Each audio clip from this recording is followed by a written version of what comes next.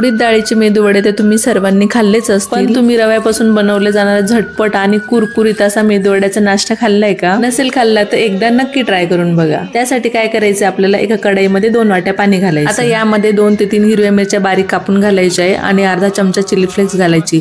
जर chilli flakes नसेल तर तुम्ही घरची कुठलेली मिरची घातली तरी चालेल आणि चवीपुरतं मीठ घालायचं। आता पाण्याला उकळ आला की यामध्ये आपल्याला 1 वाटी बारीक रवा पसरवून घालायचा आहे, जेणेकरून यामध्ये गाठी तयार होणार नाहीत। आता गॅस कमी करायचा आणि याचा घट्ट गोळा बनेपर्यंत याला शिजवून घ्यायचं। हे बघा, याचा असा घट्ट गोळा तयार झाला। आता याला एका भांड्यामध्ये काढून घ्यायचं आणि याला पूर्णपणे थंड करून घ्यायचं। मिश्रण पूर्णपणे थंड झालं की यामध्ये 2 चमचे तेल घालायचं आणि याला व्यवस्थित मळून घ्यायचं। हे बघा, आता याचा असा नरम गोळा तयार झाला। आता यातला एक छोटासा गोळा तोडून आपल्याला असं गोल गरगरी त्याला गोल करून घ्यायचं। असं बोटाने याला होल पाडून असं याला असा मेदूवड्याचा आकार द्यायचा। छान असा गोल मेदूवडा तयार झाला। आता बाकीचेही आपल्याला असेच करून घ्यायचे। हे मेदूवडे बनवायला तर एवढे सोपे असतात ना, अजिबात वेळ लागत नाही।